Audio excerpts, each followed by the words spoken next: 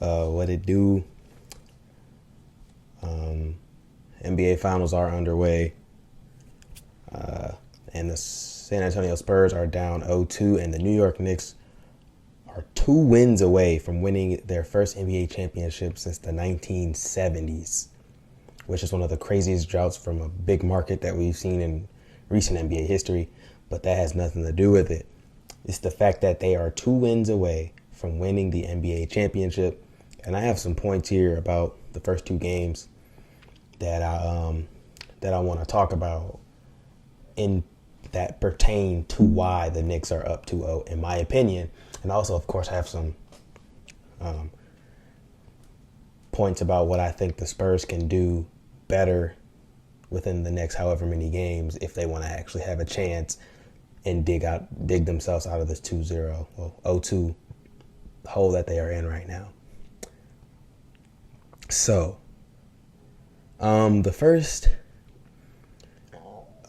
point that I have is that the San Antonio Spurs, this is kind of 2 in 1, but the main first point that I have is that the San Antonio Spurs are very inexperienced, and I think that it showed more in game 2, but even game 1, Spurs were up double digits and choked and lost by double digits essentially. So that shows inexperience as well, even though in the grand scheme of things, people are going to look at the game 2 collapse from Wemby and say that that's experience. But at the same time, I look at experience as just the idea of, can you hold a lead in the finals? And this is their first time being in the playoffs in a long time. And these are the first playoffs for essentially everyone on that roster except for the vets. And De'Aaron Fox hasn't been to the finals. He had a good game too, but that has nothing to do with the fact that they are inexperienced. No one can deny that the Spurs are an inexperienced team. And I think another point that people that people are kind of downplaying is the fact that the Knicks had so much time to rest. They swept the Sixers, they swept the Cavs, and the Spurs had to beat the reigning champs in 7 games, and those guys were even depleted with injuries. So to see that the Knicks took full advantage of their rest time, and they came out first 2 games, outconditioned the Spurs, in my opinion, outexperienced them, and they won those games on the road. It's not easy to win games on the road in the NBA Finals unless you are a superior team. And in this case, the Knicks are looking like the superior team. And I have another point that is, this even goes back to last year with the New York Knicks. And so in 2024, we saw, of course, out of the East, we saw the Boston Celtics win the NBA championship. And then we saw the New York Knicks rebuild to beat Boston. The Knicks are built to beat Boston. And we saw it last year. And the main point I want to talk about, and that even comes to today with the first 2 games of this series, is that the New York Knicks have become that team. They are, I'm not going to throw shade at the Knicks, but the Knicks, going back to last season in the playoffs in that series against the Boston Celtics, the New York Knicks have become that team that you cannot allow to get back into a basketball game. There are many teams in the NBA that will go down the deficit, and me as a viewer, me as a connoisseur, me as a guy who watches the game, there are certain teams where they can go down and I'll be like, all right, they're not going to come back. Dating back to that series versus Boston, where the Celtics were up many, many points in dang near every first 2 games, and the Knicks just stuck it out. And the Knicks as a team, coaching aside, have some of the most grit that I've seen from a roster in recent history. Going back to that series against Boston last year, we saw them fight back and claw back in those first 2 games in Boston, and eventually they won the series. And we saw the Pacers, who, of course, they beat the Knicks, but we saw the Pacers do the same thing technically in the NBA Finals, even though they lost. We saw the Pacers climb out of a lot of holes, and the Pacers, even going back to their series with the Cavs, they were down, came back. With the Knicks, same thing, down, big points. And I think the Knicks have taken that role as that team in the NBA. And game 1 and game 2, down double digits. Game 1, they win by double digits essentially. Game 2, down double digits again. Come back. Spurs almost did it. But like I said, that experience and that Wemby play is something that's going to be talked about until he wins a championship, probably, if they don't win it this year. That play was what I call a sell. We call it a sell, 2K users, you know. But that was a crumble from the Frenchman. Wemby knows better, but he panicked, man. You get a rebound.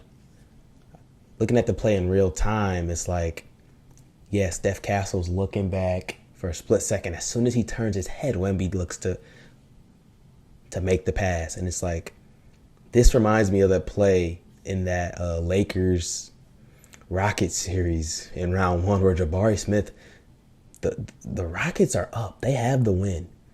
That could have changed the momentum of the series, but Jabari Smith just decides it's a good idea to throw the ball to Amen Thompson, who's essentially not looking. Marcus Smart gets the steal, gets fouled on a three-pointer, and there goes a swing.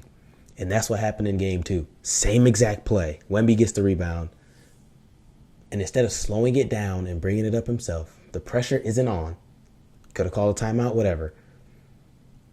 He passes the ball to Stephon Castle, who's not even looking for the ball because he believes that Wemby is going to bring it up himself.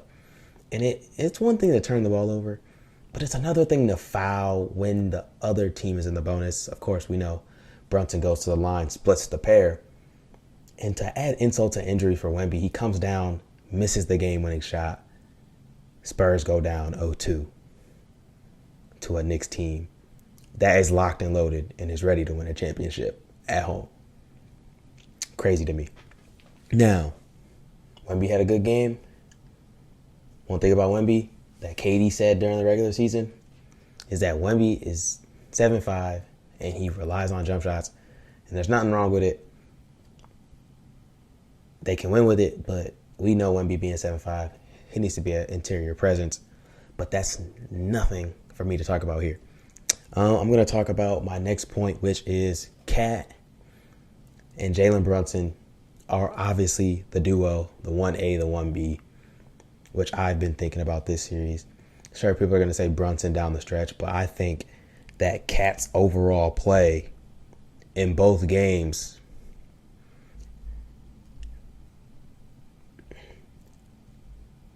has kind of been superior to Jalen Brunson's, but that is, again, nothing for me. That's not what I'm trying to say, is that who's the better player or who's the Finals MVP favorite right now. But I think that those two being that good of a duo and the Knicks having this good of a roster goes to make my point that that duo, any player on this Knicks roster is capable of being the trio to that duo, if that makes sense. In game 1, if I had to say, I'd say it was a pretty even, but, you know, Brunson had 30, Cat had 18 and 12. But OG Anunoby stepped it up in the second half. He had 17 points. In game 2, the trio to that duo was Mikal Bridges. He had 20 points. And at one point, he was 8 for 9 from the field. He had 6 rebounds, 6 assists, plus 7 in game 2. Mikal Bridges was the X factor to that win in game 2. Game 1, he had 9 points, hit clutch free throws. But like I said, any player on this roster can be the trio to the duo of Jalen Brunson and Karl-Anthony Towns. And when we think about Brunson in game 2, he did clutch up and knock that free throw down. Brunson's one of the most clutch players in the NBA. And he hasn't been shooting the ball efficiently, but like I said, when it comes to the fourth quarter, especially in game 1, Brunson took over down the stretch. And game 2 wasn't so much of him taking over, but his clutch gene did kick in when they needed him the most at the line after getting fouled by Wemby. My next point is Josh Hart's impact. Josh Hart has a total of 3 points in the series right now, and he had 15 rebounds in game one, had a plus 22, plus minus. Last game, he did have a negative plus minus because he did not score, and he wasn't that active. But Josh Hart is the glue guy you want to have on your team. Josh Hart is your power forward guard, whatever you want to call him. He's your 6'5" power forward. I know that the Spurs, their motive and their game plan has been to sit Wemby on Josh Hart and allow him to shoot the three, and he hasn't been knocking it down. But I think that causes for Cat to take over games, and we saw them switch Wemby on the Cat more so down the stretch in game two, and that's why they kind of came back. Because when you have a guy like Wemby sitting paint with a guy like Josh Hart on the wing, if Wemby gets sucked out of the paint to go guard Josh or guard a pick and roll, that leaves Cat with a guy like anybody on the roster that's not Wemby in the paint other than Luke Cornett. Guarding Cat is going to be either a foul or a bucket. And Mike Brown has been doing a really good job of finding the mismatches, but I don't think he's abusing the mismatches as much as he should be. And same thing with Mitch Johnson. I think that if the Spurs want to win this championship, they have to attack Jalen Brunson and Karl-Anthony Towns. Those two are the motor to the team's offense. Cat has been a better defender in this playoff run.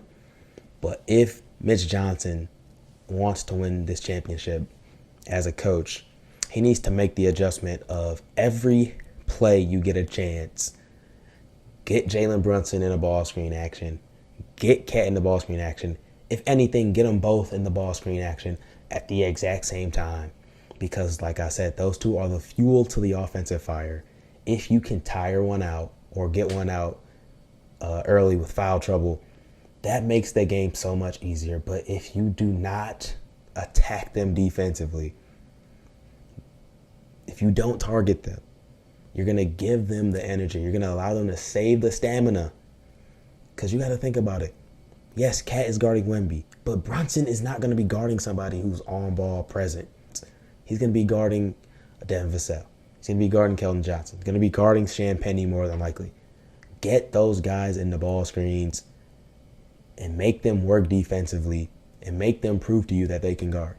If I'm Mitch Johnson. That's me, though, as a coach, looking from the outside in. But like I said, bro, and that all stems from the fact that Wemby's guarding Josh Hart. That's crazy to me. And his impact, Josh Hart's impact, that stems from his impact of he don't even have to be a scorer. But the matchups, your matchup on one end can affect your matchup on the other end. And that's what I was going at. But another guy, Landry Shamet, bro, he's been another X factor. He's had 13 points. He's been one of their best shooters. And kudos to Mike Brown, brother, because Mike Brown came in and he's like, yeah, Landry Shamet, you're going to be usage. You're going to be used. Your usage is going to be up. Your minutes are going to go up. Because if you saw last year with Tibbs, starters were running, getting worn down. But now you see Deuce McBride in the game more. You see the bench is actually being used. Jose Alvarado's coming in. And like I said, Shamet, he's coming in, knocking down threes, playing hard, hustling, playing good defense. And that's another key to success, man. Like, the big numbers are obviously going to be from your starters, but in both games, Shamet has had, 13 points, and he's had more points than a starter in Josh Hart. And he's been that effective as a shooter. And as a shooter, the one thing that Shamet does well is, and it's what he does it well, but it annoys me as like a basketball fan, is Shamet can have an open three, but Shamet is a shot fake menace. Like, he will do a quick shot fake, dribble, step back. Like, he's very good moving with and without the basketball to get open. And little do you, like, people don't really look at that type of stuff because they're like, oh, it's an extra dribble. But, like, if he gets you in the air, takes that side step, and another defender comes, helps, that's a kick out or it's a driving kick. Like, his ability to shoot the basketball has opened up the floor for these guys that much more. And OG's been knocking down the three. Like I said, McCall in game 2 shot 4 for 6 from 3. Like I said, OG's knocking the three down well. Cat. But I think a guy in Shamet, like being a spark plug off the bench, just opens up the floor that much more. And Shamet's been playing 30 minutes, and he played 30 minutes in game 1, 33 minutes in game 1, and 30 minutes in game 2. He is actually the sixth. Like, Shamet is one of the pieces to this championship run if they win it. And people need to give him his flowers, because a lot of people know Shamet has been bounced around the league his entire career, and he's found his home in New York. And I think a lot of this, like I said, goes to the coaching chains, going to get Mike Brown. Mike Brown is, he's one of the best minds in the game.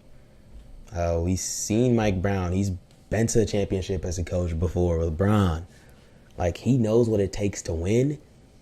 And we saw, like, in his past, man, it's just, he's been with bad teams, but you give him a team like the Knicks who are locked and loaded and ready to go. And he just instilled that fire into this team.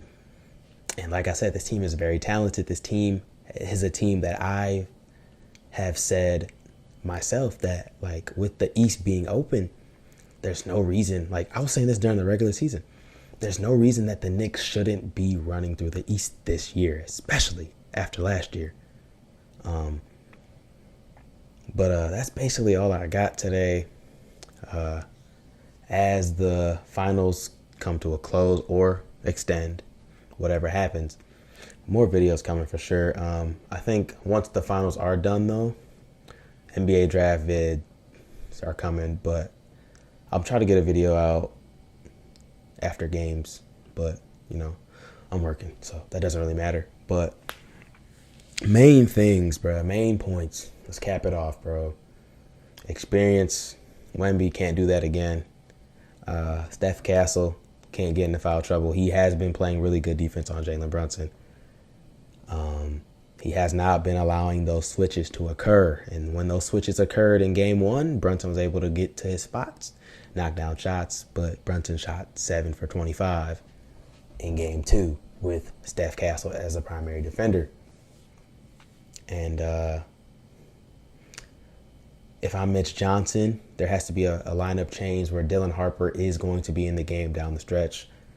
He is a spark plug off the bench, but the guy can score the basketball in the paint. He's intense.